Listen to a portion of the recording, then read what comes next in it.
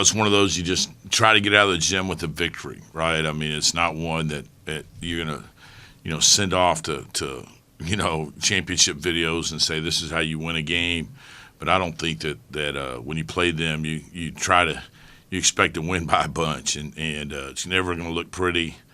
I probably screwed our team up in practice this week, and they'll tell you, trying to keep guys out of the paint and those type of things, and probably took away from our guys' aggression. And, then we got to play 10 or 12 minutes of zone, and which is probably the most zone we've ever played in my 7 years here. But, I appreciate our players, adjusting and finding a way to win the game. That's for sure. That's what this is about. Tarleton, Coach Gillespie's obviously one of the best coaches in our sport and gets the most out of his kids. And we knew how hard it was going to be.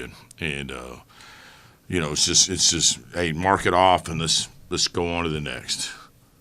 Hunter, we turn the air off out back here? Not my fault.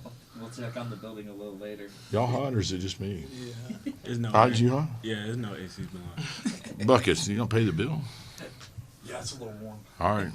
I'll tell you, what else? I mean, I was sweating during the game, but we should be a little cooler now. The other thing that was a little bit warm, and I want to talk to both of you, because I felt like both nice of you segue. impacted different parts of the game. Better than your halftime question. Thanks.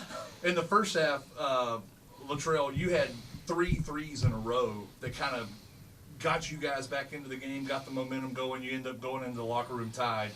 And then you were kind of the closer tonight. It felt like down the stretch, like you got some big buckets there at the end and got to the free throw line some. And you can go first, Latrell. Just that run that you went on there in the first half, like what were you guys doing? How were you able to find those open looks? Really my teammates. A lot of my threes come from, transition, offensive rebounds, you know what I mean? So offensive rebounds goes from my teammates. Like Hawkins was the one that got the offensive rebound, they got me one of those threes. Ro got it, Ro kicked it out on one of those threes. It's just, really just being able to see who open, hit the open man, and being unselfish. So I give the credit to my teammates on them, which is finding me, being able to trust them. And then kind of down the stretch, you being able to get some big buckets. I'll tell you, you had one right under the basket and then one on a mid-range jumper. Yeah. That pump fake, absolutely deadly. But what were you seeing offensively that kind of got you going tonight? They're an aggressive team, so, the way to beat it is just to be aggressive. So that's what I was trying to do. But in terms of, us as players taking turns, I feel like that just speaks to our team. Whoever gets in and whoever's in the position, we always have somebody ready. And some nights it's multiple guys are ready. So we all have our turns, and that's what makes us a really good team. Yeah, I thought that, the guys as the game went on, as different people had their moments, Bucket, I think that's kind of what you're alluding to, right? And the guys knew at the end, they wanted Nigel to close the game. They were asking for him to have the ball. He played point at the end, wanted him to initiate offense. They knew who he had it going. They found Latrell when he had it going. They got Rowe at different times. We tried to get Day going for a period. We had to probably, I would say, and Hunter, you would know better, but probably the fewest guys that ever scored for us this year during a game. You're the numbers guy. And you had 7. You had 7 guys in total points today. Yeah. That's the lowest you've had all year. So, I mean, it was limited. And, I probably played the fewest minutes for our guys. But playing the zone, the game was slower, right? So you didn't have to play as many people. And our pressure wasn't as great as it's been. And really the way to beat the team was to, like we talked about today in our production meeting, was keeping them out of the paint, right, Buckets? Yep. And that zone kept the ball out of the paint today for us as the game wore on. And the guys were, I think, part of the success of it was they believed in it and they had fun playing it, right? Yes, sir. And if they don't believe in it, it's not going to be any good no matter what you do. When you look at your team versus Tarleton, there are a lot of similarities, and my stupid question at halftime might have been worded a little bit badly.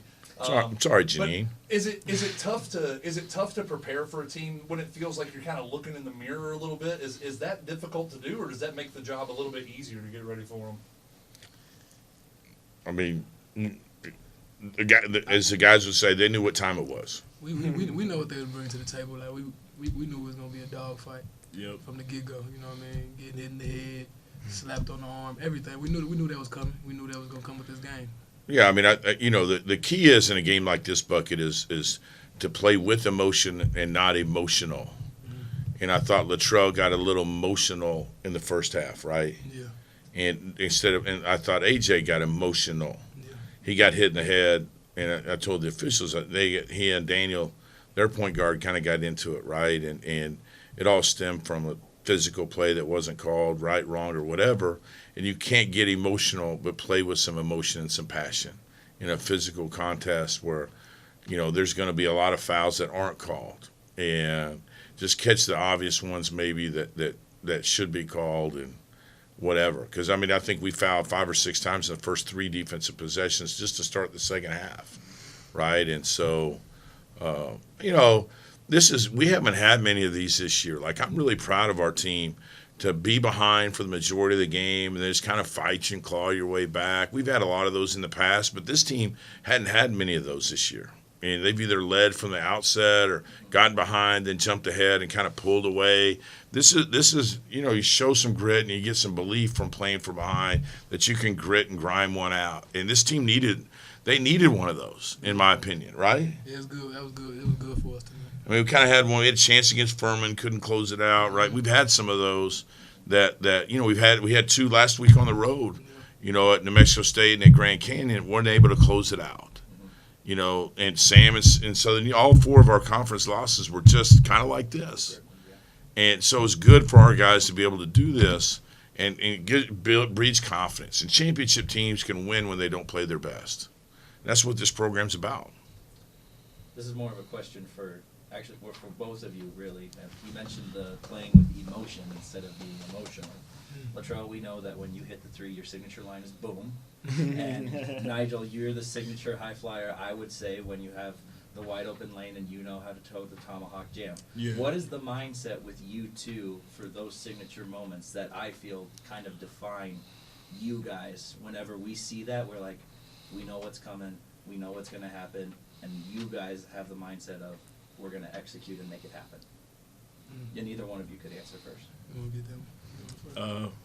When that happens, the first thing in my mind is just like, let's go. Because it's something I've been doing, and but I just try to stay even keel with it because I've had it taken away from me, and just try not to get too high with it, try not to stay too low with it, but it's good. Move on to the next one. Move on to the next one. Yes, sir. I take a similar approach with Hawk. I know. You're so emotional. Come on, man. I get. You'd high five the cheerleaders and everybody on press row and everybody else. And when we need our team needs that. Because you're opposite of him. Because I feel like, sometimes like a deep 3 or even with his tomahawk, those momentum plays. You know what I mean?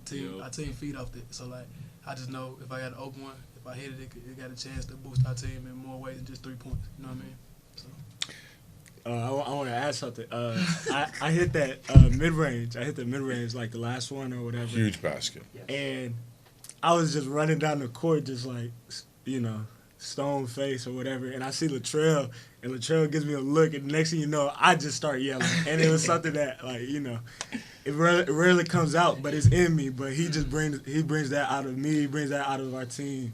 That emotion for sure. And we can love on these 2 cats all we want, but I thought the guy that really changed the game was Robbie Ambrister in the first half. Yes, sir. He was terrific when we were down 12 or whatever we were down, 11 or 12, and just blocked shots. He dove for loose balls, got offensive rebounds, and guarded and got us back to the point where it was even at halftime. And that was key for our team. Brought great energy. For our team, because you never know when the game's going to turn right and change the biggest moments, and that got us a chance to. And we wasted the first 2 or 3 minutes of the second half, but that gave us a chance, or we'd have been down 20 if he didn't come in and make those plays, and allows Trell to make those shots and that kind of stuff. Nigel get those offensive rebounds, unselfish plays, and if he didn't give that energy to us. Yep. Last one for me, Coach. You talked about the beginning of the second half. and you guys, I think 4 or 5 quick fouls in the first minute or 2.5 minutes, whatever it was. What does it say to you about their effort and what your guys did? You guys doubled this team up in free throw attempts. You guys went to the line for 24 free throws and they only went for 12.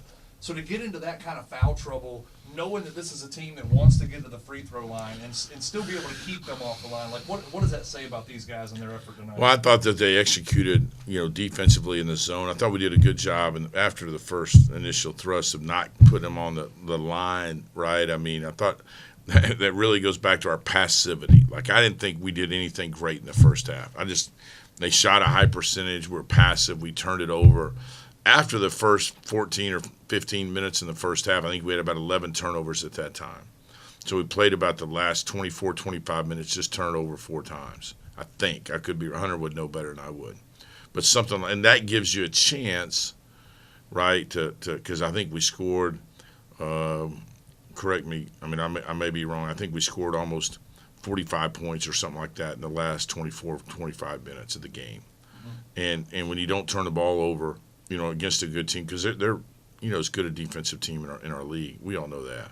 But if you don't turn it over, and we shot a high percentage, didn't make a bunch of threes, but we gave ourselves a chance. And Latrell came out second half, and AJ did the same thing. And so Day where we could have even drawn more fouls, but we're jumping away from the basket versus jumping to the basket. Mm-hmm. And there's that's a big difference, and that's part of being aggressive. Just the technical things about the game, and that led us to being down 9 or 11 to start the half. And, I'm not going to say, hey, we went into the game thinking we're going to play zone. That was plan B. We worked on it for 2 days, 3 days, Monday, Tuesday, and today, thinking, all right, it's in our hip pocket if we need it. And it saved our bacon tonight. Right, guys? I mean, it did. It saved our bacon because the game was not going well, but it totally changed the flow of the game. And, and I'm proud that, that's part of execution, that they were able to execute in something that – I asked them, a couple of times, hey, do y'all want to play man? No, let's stay in the zone. We went – and we mixed up in the zone.